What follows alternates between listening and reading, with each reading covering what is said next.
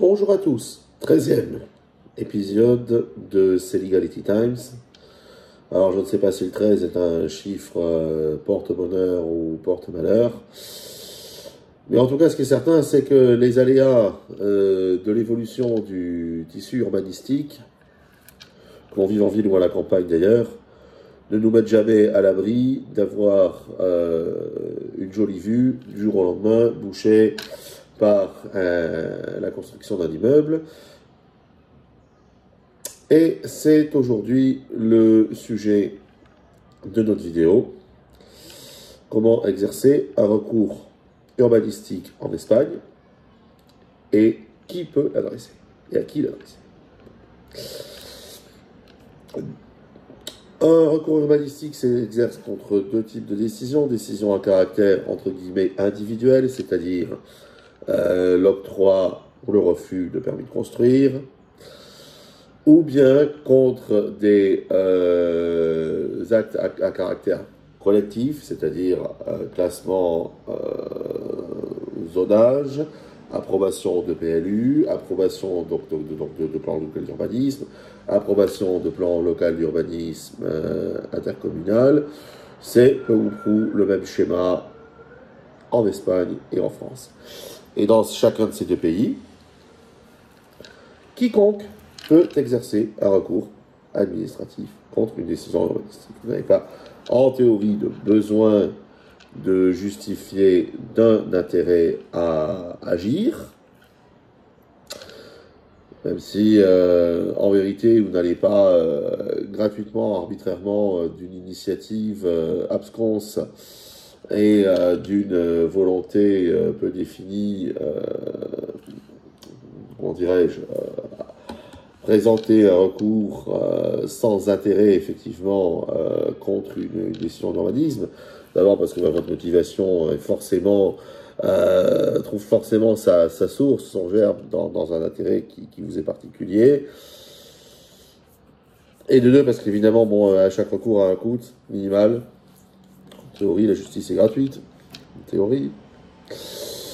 Et évidemment, si vous n'avez pas d'intérêt, ça paraît une simplicité mexicaine, vous n'allez pas vous mettre dans le chantier d'un recours. Mais enfin, en théorie, chaque citoyen français peut faire recours contre une décision d'urbanisme en France, comme chaque citoyen espagnol peut faire recours contre une décision d'urbanisme, n'importe où, sur le territoire du Royaume d'Espagne. Bon. Le plus fréquent de tout, recours contre l'octroi ou le refus d'un permis de construire. Donc, dans ces cas-là, on va le présenter devant les administrations compétentes, de façon à faire exercer un recours donc, en examen de légalité. Il s'agit d'examiner donc la légalité du processus selon donc au travers duquel a été adopté l'acte que dont on discute la légalité, et le cas échéant, donc, de pointer du doigt l'excès de pouvoir de l'administration, ce qu'on appelle un recours pour excès de pouvoir, qui existe également en Espagne, sur le contencioso administrativo, qui est précédé de l'équivalent de ce qu'on appellerait chez nous le recours gracieux ou le recours hiérarchique, qui ici ne font qu'un, et qui s'appelle le recurso de alfara. Donc, il existe divers recours, nous l'avons vu. Il est bien évidemment fortement conseillé, c'est même en Espagne une condition sine qua non d'admissibilité du recours contentieux, d'exercer préalablement un recours gracieux ou un recours hiérarchique. Alors, le recours de alpha, encore une fois, puisque le gracieux hiérarchique ne font qu'un ici, doit obligatoirement être présenté préalablement à l'exercice d'un recours contentieux devant le tribunal administratif. Donc, c'est très simple. On présente une première réclamation qui est l'équivalent de la requête sommaire de l'exercice du recours. On présente une première réclamation en se dirigeant au service urbanistique de la mairie. On invoque le point de l'égalité qui a été violé. Donc ça peut être un article de l'urbanisme, ça peut être beaucoup plus fréquemment dispositions donc urbanistique, puisqu'ici chaque municipalité dispose au-delà d'une certaine taille de sa propre norme urbanistique. Donc je veux dire codifiée, pas seulement cartographiée, codifiée. Donc la plupart du temps c'est vers cela qu'on va s'orienter. Il s'agira d'une erreur de fait, il s'agira d'une erreur de droit, ou il s'agira le plus souvent, d'ailleurs, c'est cela, d'une erreur manifeste d'appréciation. C'est-à-dire que l'administration a souvent des œillères, ne déplace pas toujours in situ pour voir, pour analyser la pertinence de la décision qu'elle va rendre. Et c'est vrai que des fois, ça peut avoir des conséquences très graves et très impactantes. Donc, la plupart du temps, voilà, l'administration a pris sa décision à l'aveuglette, sans connaître les réalités du terrain, sans connaître la configuration des constructions de l'entour, et c'est au titre de cela qu'on va attaquer. Ou bien parce que, mais c'est plus rare, parce que elle aura pris sa décision au mépris d'une zone protégée, donc classifiée comme telle, ou bien même plus fréquemment, elle aura refusé une construction au titre d'un classement en zone protégée, qui soit n'existe pas ou qui soit existe, mais le refus a été pris de façon manifestement disproportionnée, ou au-delà des prescriptions légales qui impliquent cette protection de zone. Le plus souvent, il s'agit de ce genre de choses se passe au niveau de la bande littorale. Donc là, les restrictions propres à la bande littorale ou aux zones de montagne. Bon. Enfin, de plus en plus de municipalités espagnoles instaurent des mesures de protection du patrimoine, aussi bien architectural et paysager, l'équivalent de nos ZPP-AUP qui existent en France depuis 2000. Et au titre de ça, on voit certains excès de zèle, on va dire. Voilà. Où on va refuser des constructions de façon un peu abusive. Ou alors au contraire, et par clientélisme, il faut bien le dire, autoriser certaines promotions qui ne répondent pas aux critères de qualité précis, justement, qu'implique ce placement en zone de protection. Bon. Donc c'est très simple, on va exercer un recours devant les services d'urbanisme de la mairie, qui sera examiné, le recours est adressé au maire, il sera examiné par l'adjoint à l'urbanisme, par les services urbanistiques. Si au bout d'un mois, on n'a pas de réponse, le silence ici vaut rejet, même en matière urbanistique, attention. En France, le silence à acceptation en matière urbanistique, ce qui incite l'administration à répondre, pas ici. Donc, si jamais le recours de l'Alfada n'a pas donné satisfaction, si vous n'avez pas de réponse au bout d'un mois, vous présentez un recours contentieux devant le tribunal administratif. Gardez bien une chose à l'esprit. Ici, la juridiction administrative n'est pas un organe juridictionnel à part. C'est-à-dire que vous n'avez pas les tribunaux. Vous avez effectivement des juzgados de contenciosas administrativos, mais qui dépendent de l'organe juridictionnel judiciaire, sous la coupe du juge doyen, des juges judiciaires. Vous avez en face de vous des juges judiciaires. Les cours d'appel disposent d'une chambre administrative.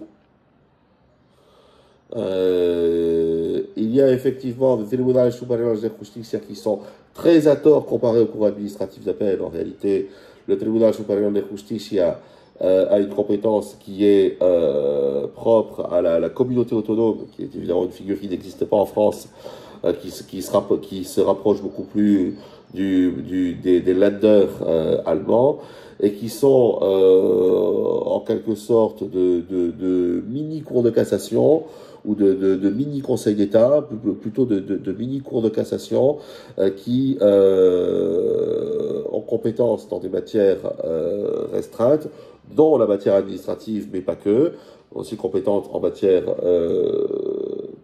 prud'homale, en matière sociale, également compétente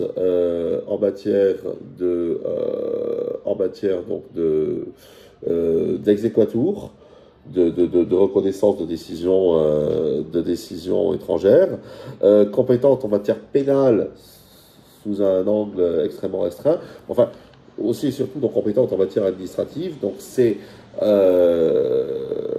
en principe directement vers le Tribunal Superior de Justicia que s'exerce le recours en appel contre une décision de première instance pour la matière urbanistique, et je dis bien pour la matière urbanistique. Donc on va se retrouver avec 3 niveaux de juridiction, 2 instances seulement. On pense souvent que la cassation est une 3e instance. Il n'y a pas de 3e instance. La 3e instance n'existe pas. La Cour de cassation en France, ou le Tribunal Supremo ici en Espagne, ou le Conseil d'État en France, ne juge, sauf à titre exceptionnel, tout à fait exceptionnel pour le Conseil d'État, ne juge que des points de droit. Ça veut dire qu'à moins que la Cour d'appel, ou le tribunal administratif, ou la Cour administrative d'appel, ou ici, le juge de première instance, quel qu'il soit, ait commis une erreur de droit que n'ait pas relevé la Cour d'appel, ou bien que la Cour d'appel ait elle-même, la Audiencia provinciale, ou le Tribunal supérieur de justice lui-même, commis une erreur de droit, vous ne passez pas les arcanes de l'admissibilité du recours devant le tribunal suprême.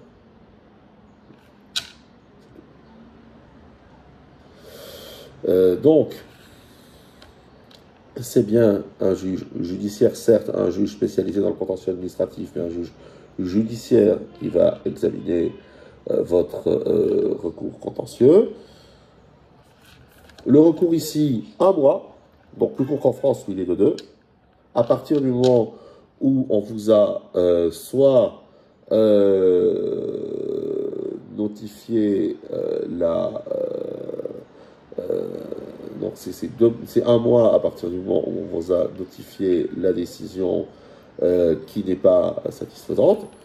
Je vous rappelle que le recours d'Alpha va être obligatoire pour que soit admis et examiné votre recours administratif, votre recours contentieux.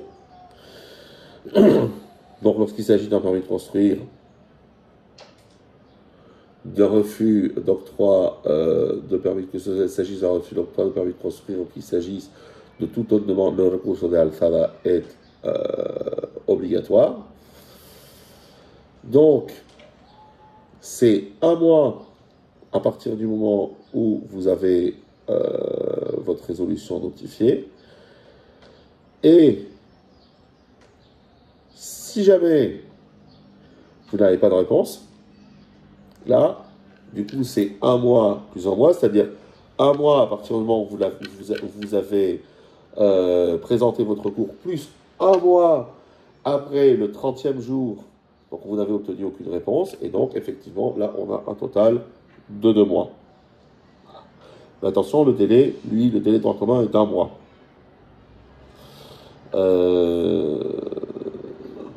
Encore une fois, en théorie, tout un chacun peut présenter son recours. Maintenant, il est clair que si vous n'avez pas intérêt à agir, le tribunal va, avec assez peu d'enthousiasme, et c'est un euphémisme, se pencher sur votre requête. Donc,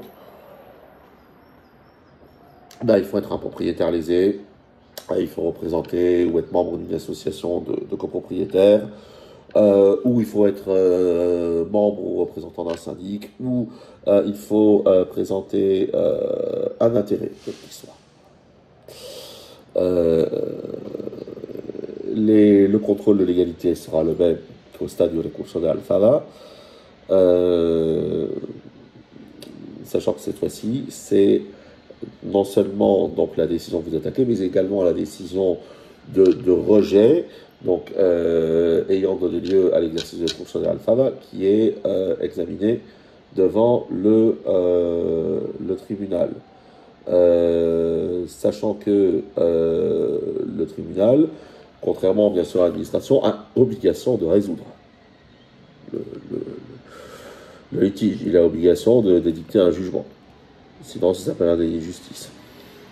Donc, la violation d'un droit constitutionnel, le derecho a la tutela judicial efectiva, qui est un droit constitutionnel inscrit dans l'article 24 de la Constitution espagnole, et bien sûr, aucune juridiction ne peut le violer, à moins de se mettre très gravement en porte-à-faux. Voilà. Donc, pour en terminer, si vous vous sentez lésé en tant que propriétaire, mais également dans d'autres circonstances, vous pouvez vous sentir lésé en tant que locataire. Vous avez loué un appartement avec une superbe vue, puis du jour au lendemain, vous avez une grosse verrue qui vous bouche la vue en question. Vous pouvez attaquer. Voilà. N'hésitez pas à faire valoir vos droits et n'hésitez pas à mettre les pieds dans le plat, même dans des situations plutôt cocasses, plutôt scabreuses, où vous savez que le clientélisme est de mise. N'hésitez pas à faire valoir vos droits et à aller jusqu'au bout. On est là pour ça. Je vous dis à dimanche prochain, depuis en principe un lieu qui sera un peu plus exotique que le traditionnel bureau. Avec ce qu'on a surnommé, ce que mes followers ont surnommé la Joconde de profil. Voilà. Portez-vous bien et à bientôt. Et merci de votre attention. Au revoir.